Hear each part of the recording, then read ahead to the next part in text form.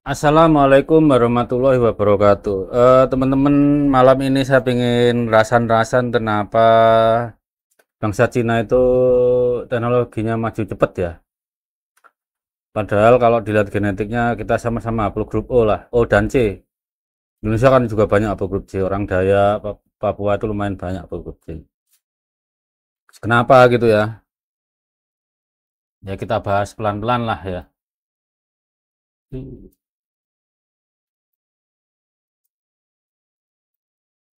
Ini judulnya ya. Kenapa di bidang teknologi Cina terbang kencang, NKRI jalan di tempat? Oke.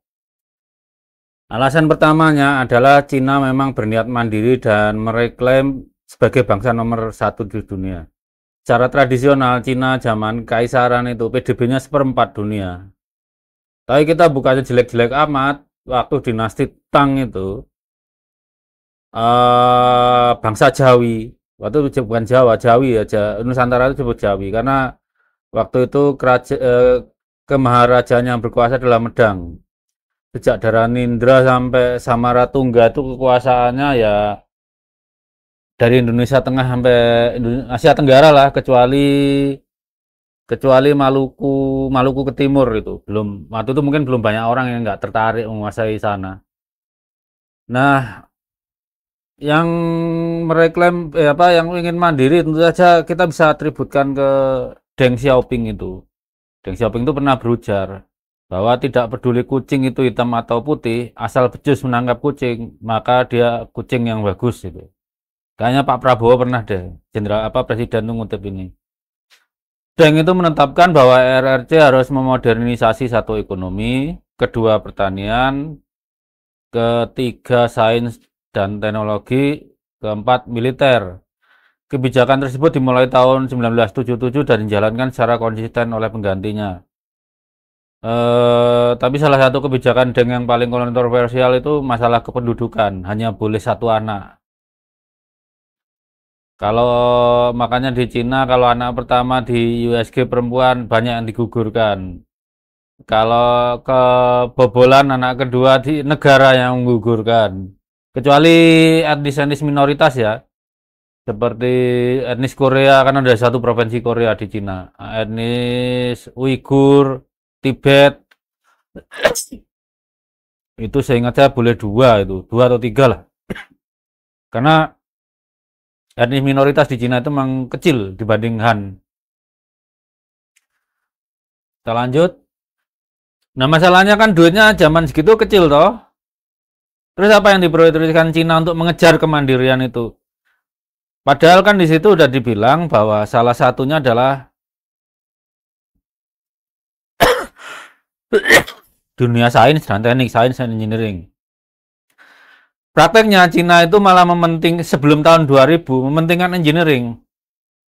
Buktinya apa? Sampai tahun 2001 tuh cuma 62 jurnal Cina yang terindak di SCIE. Lah itu kan termasuk jurnal engineering, nggak sains toh. Ya kan? 62 itu cuma 42 yang berbahasa Inggris. Itu pun udah termasuk jurnal sains dan jurnal engineering.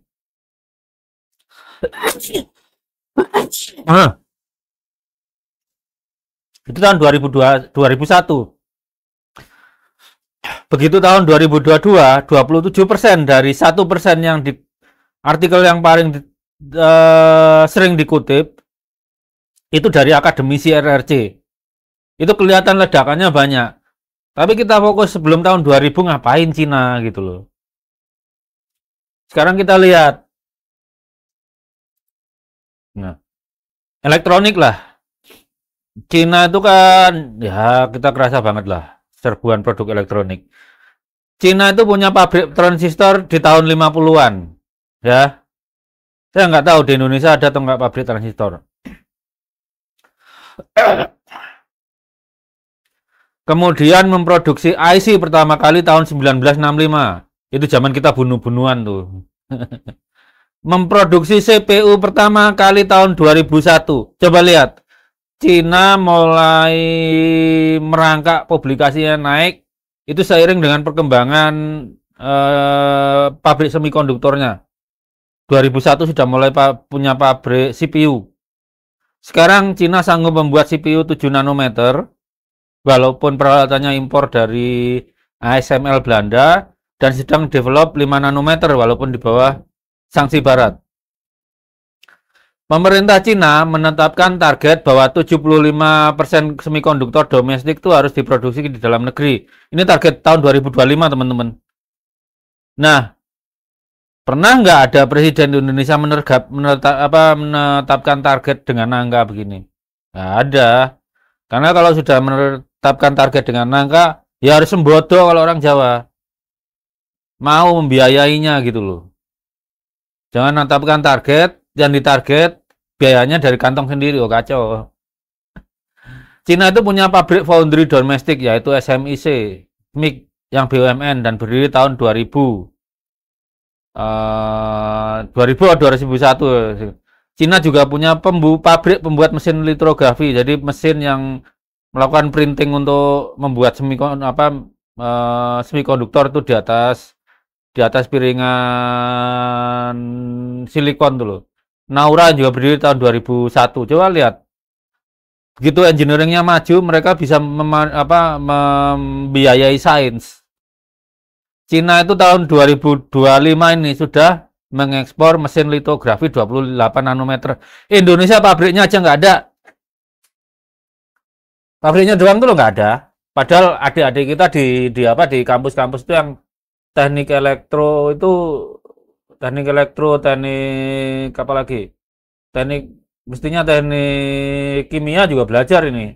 Karena nggak cuma elektro aja, teknik kimia, teknik metalurgi, teknik elektro itu pelajari ini. Kita itu nggak ada. Satu pun nggak ada.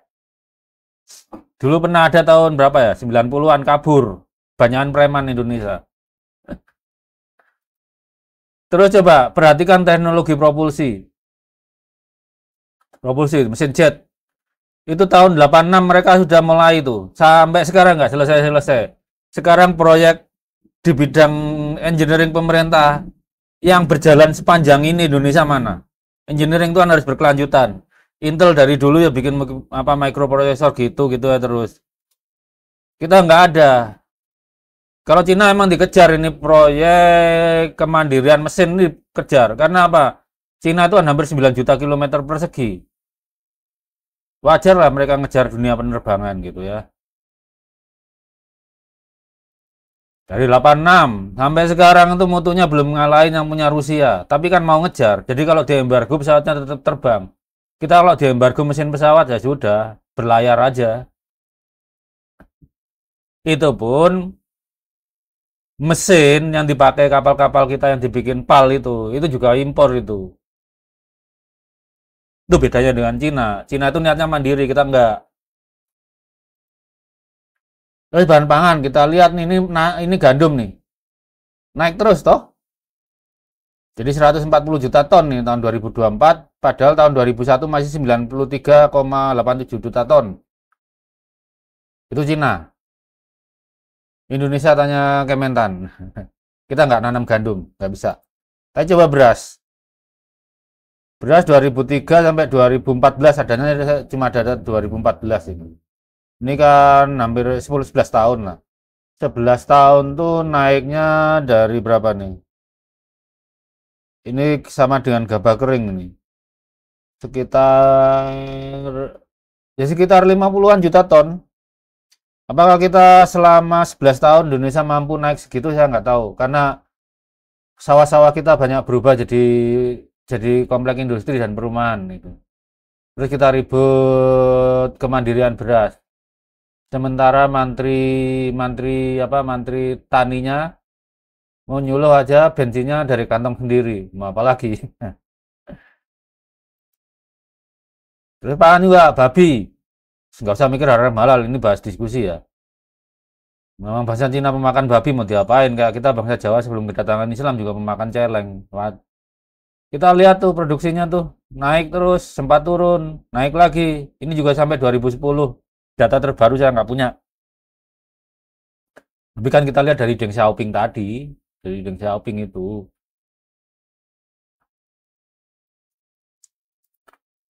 Terus training produksi badan pangan apa bahan pangan. Nah, ini yang lebih anu nih. Ini sapi nih.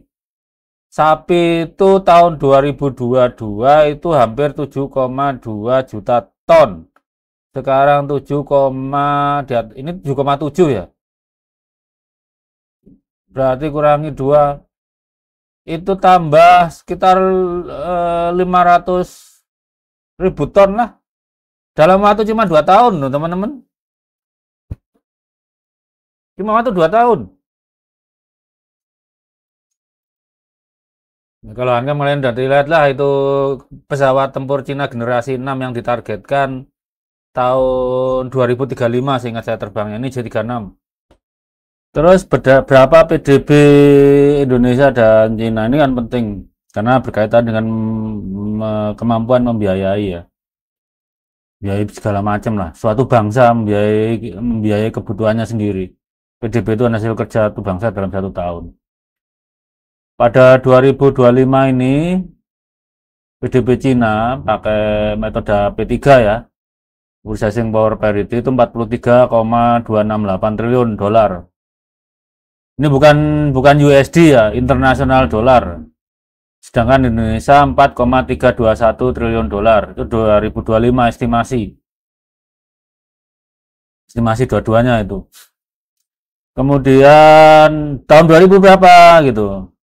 Tahun 2000 Cina itu 3 triliun 2,74. Tahun 2000 itu Cina persenjataan segala macam udah mulai mandiri itu, punya EV. Kemudian Indonesia waktu itu 0,85 triliun dolar. Coba teman-teman perhatikan ya. Cina ketika pendapatannya PDB-nya masih di PDB Indonesia 2025 ini kan lebih besar dari PDB Cina tahun 2000. Tapi Cina tahun 2000 itu sudah mulai mandiri mendirikan pabrik semikonduktor, pabrik mesin litografi, pabrik macam-macam. Jadi kan kelihatan dengan PDB yang lebih kecil daripada Indonesia, walaupun angka tahunnya beda ya, Cina itu memutuskan untuk mandiri dalam banyak hal. Indonesia ketika sudah 4,321 triliun, itu nggak ada pabrik semikonduktor.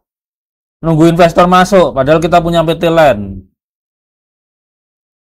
Karena apa? Karena pemerintah lebih suka, bangsa Indonesia lebih suka membiayai politisi daripada membiayai kemajuan teknologi.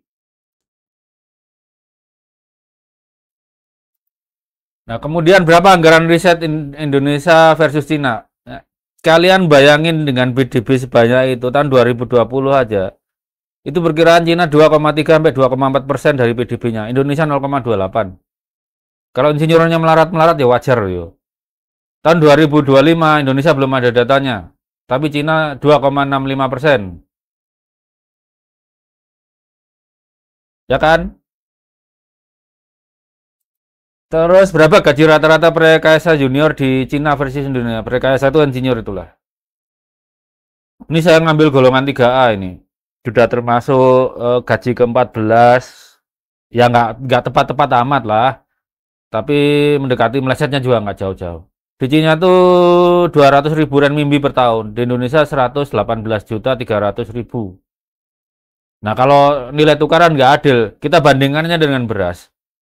Jadi pekerja Prekayasa junior di Cina itu gajinya setahun setara 18,132 ton beras di sana. Jadi di sana itu berasnya super hybrid ya. Jadi saringan apa silangan antara macam ada 92 kalau nggak salah apa super hybrid rice itu di Cina. Silangan antara yang indigenous mereka, Oryza japonica dikawinkan dengan Oryza indica yang Indonesia indica banyak. Versus gaji Prekayasa di penghasilan ini. Kalau dia nggak nambah seperti saya, nggak nambah kayak dari YouTube segala macam. Itu 788,7 kilogram. Itu kan 2 kali lebihnya di Cina itu. Itu kan di Indonesia, itu kerja juga masih ngambil gaji sendiri kok. nggak selalu rekayasa itu dibiayai negara. Teman-teman saya tisu beli sendiri juga sering sekarang.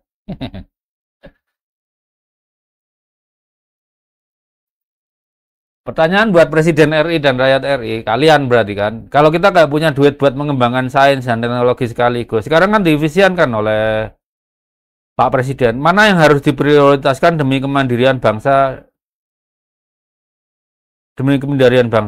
sains atau teknologi. Kita kan nggak perlu nunggu disanksi Donald Trump baru kepikir mandiri. Rusia itu kepikir mandiri gara-gara dulu mencaplok Crimea itu disanksi Barat, akhirnya sektor pertaniannya melejit kenceng.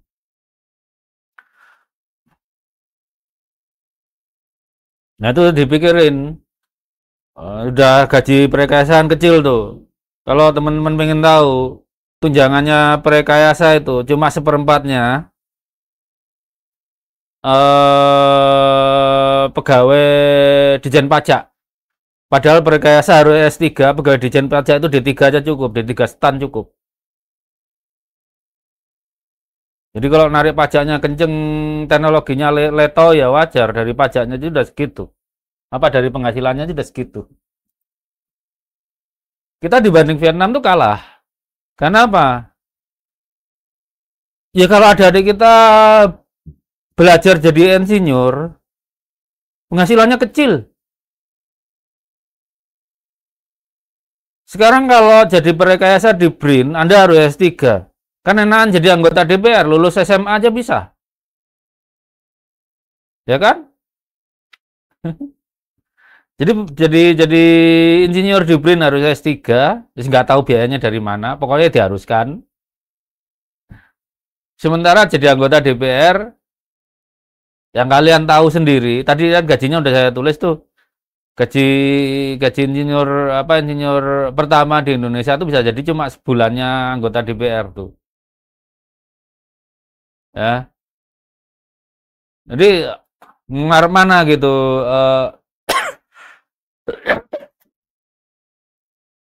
apakah Indonesia maju di bidang sains dan teknologi gitu. Itu ya sekarang kita bahas kenapa Cina bisa bisa Cina itu nggak sering ganti-ganti kebijakan. Kita ganti presiden akan ganti kebijakan. Coba kita ngembangkan teknologi itu kan nggak cukup seperti inilah. Nanti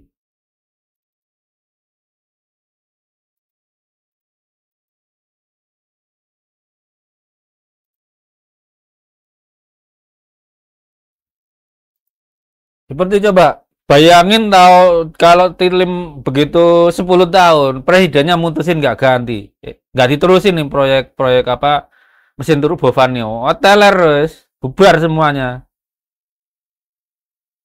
pasti bubar.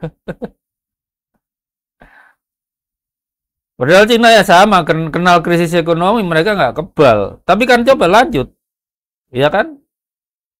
Lanjut, tetap. Waktu pandeminya mereka juga jalan, no.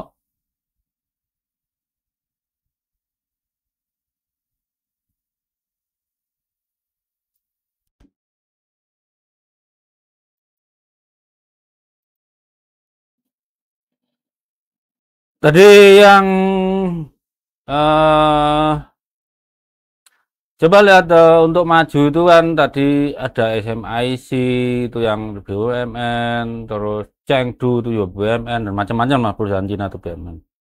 Kok bisa gitu? Rakyat Cina itu mau membiayai masalah apa kemajuan bangsanya. Berapa sih tax ratio Cina versus NKRI? Tahun 2022 saya nggak dapat yang lebih baru lagi.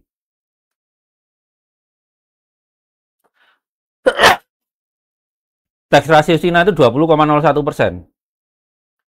Berarti kalau 43 triliun dolar P3 kan seperlimanya. Per 5 berarti hampir 8, sekian triliun dolar lah. Internasional dolar ya, bukan US dolar ya. Indonesia kan 4,3 sekian gitu. 10%-nya aja nggak ini kalau kita terus 10% lah. 10% ya berarti cuma 0,4 yang 430-an miliar dolar, tapi internasional dolar, bukan bukan bukan US dollar ya. Tadian P3, Purchasing Power Parity, bukan bukan nilai tukar gitu loh. Tapi kan kebayang nih, kemauan rakyat dalam membiayai kemajuan negaranya, ya memang banknya Cina lebih lebih lebih punya passion gitu dibanding Indonesia. Ya kalau alasan sana apa koruptor dihukum mati, silakan usul pemerintah aja lah. Tapi yang jelas di Cina biaya politiknya kecil. Karena apa? Pemilu bukannya nggak ada, tapi pemilu itu tingkat lokal, provinsi sama kota doang. Itu pun calonnya diseleksi dulu pemerintah. Diseleksi partai. Di sana cuma satu partai, partai komunis doang. Paling nggak jangan nyampe orang bego jadi anggota parlemen lokal. Ya kebayang kan itu. Terus ya kenapa seperti saya bilang kok contohnya Cina ya. Kita dengan lelaki Cina tuh mayoritas sama-sama grup O dan C. Sama-sama makan nasi, ceweknya sama-sama imut gitu kan. Wajar dong. Apalagi penduduknya sana jauh lebih banyak kan. Harusnya lebih mumet mikirnya gitu ya. Tapi memang sumber daya alamnya bisa jadi Cina lebih kaya. Kita memang punya nikel, tapi Cina itu mineral tanah jarang, terus apa ya? Mineral tanah jarang tuh boleh dikata mutlak mutlak produksi Cina itu, yang lain negara lain kecil. Terus Cina itu ya kalau urusan pangan aja gak jijian. Mereka kan ngembangin beternak belalang. Di kita yang mau makan belalang kan cuma orang Gunung Kidul. Sebagai penduduk Gunung Kidul, saya bangga menyatakan diri sebagai bugbuster. Di sini belalang, ulat jati dimakan teman-teman. Kalau nggak pernah makan belalang dan ulat jati, jangan berkata pernah jalan-jalan ke Gunung Kidul. Terus kenapa Cina nggak bahas nasab itu? Kan Pak Menteri Menko Pangan kemarin di Cina itu persoalan nasab sudah selesai jadi Republik Rakyat Cina. Kaisar Puyi itu kaisar terakhir Cina itu dipaksa jadi tukang sapu jalanan dulu itu agar jadi manusia biasa. Di sini ada maling nasab malah menetapkan tarif buat salawatan modal nasab curiannya. Curian dong, wong nasabnya itu nggak bisa dijelaskan asal usulnya, bukti historisnya nggak ada, bukti biologisnya nggak ada, terus itu pun bisa dikapitalisasi. Habib Syekh itu dapat berapa kemarin tanyain tuh sana. Moga-moga dibacain Bu Sri Mulyani tuh kalau Habib Syekh selawatan. Jadi gini teman-teman, kenapa saya nulis seperti ini? Anak saya itu belajar ilmu teknik. Itu untuk jadi apa? Untuk majuin bangsanya. Kalau gitu jadi insinyur gajinya kecil. Ngapain? Yang di swasta udah susah-susah. Katakanlah masuk ITB, UI, Brawijaya, UGM. Kerjanya jadi sales doang, nggak ngerancang apa-apa. Gitu.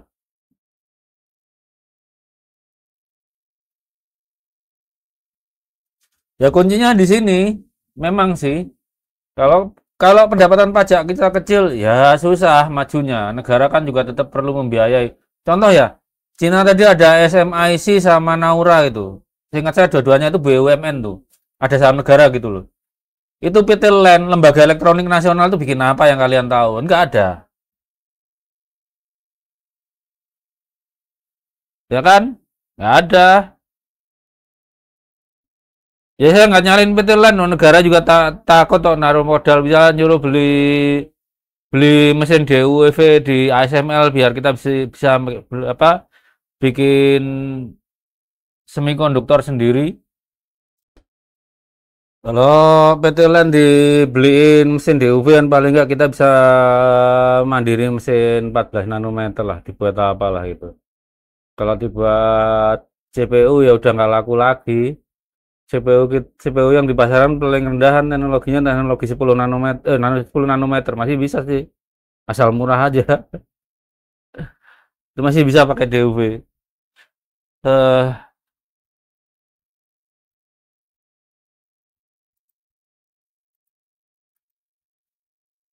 jadi ini kunci ya, tech ratio selain itu kemauan eh anggaran riset lah,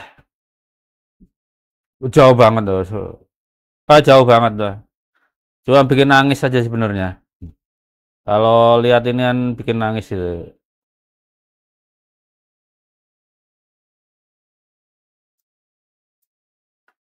Pindah sih dia kalau lihat anggaran riset tuh.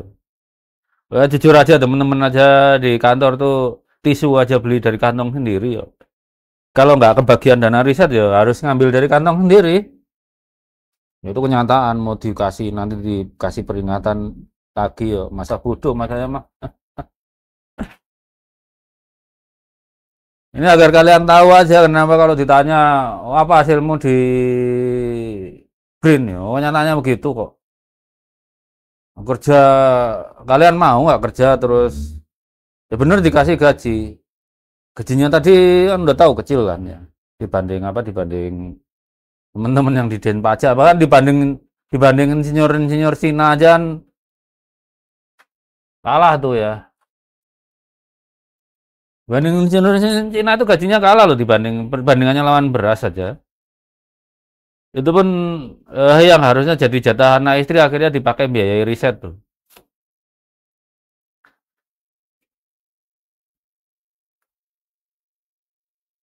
Tapi di Indonesia lumrah sih soalnya. Orang menerima pekerjaan jadi sales saja harus punya motor sendiri, HP sendiri, dan itu nular kemana-mana, termasuk di pemerintahan. Kecuali tentara ya. Anda bayangin tentara kerja, senapannya beli sendiri, pelurunya beli sendiri, oh besok diinvasi Donald Trump langsung. Ya udah gitu teman-teman, apakah Indonesia itu akan jadi kekuatan ekonomi militer nomor 4 di dunia tahun 2045? Ya tergantung kita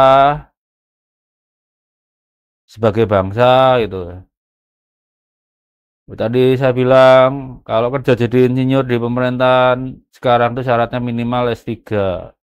Walaupun sekarang belum S3 diharuskan S3.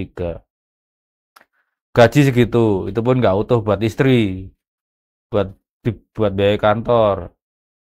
Jadi insinyur di Indonesia yang harus S3 tapi anggota DPR-nya SMA aja cukup.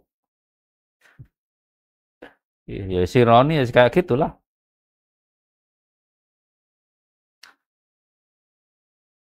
Kalian lebih senang biayai politisi daripada daripada membiayai sains dan teknologi. Terus kenyataannya gitu.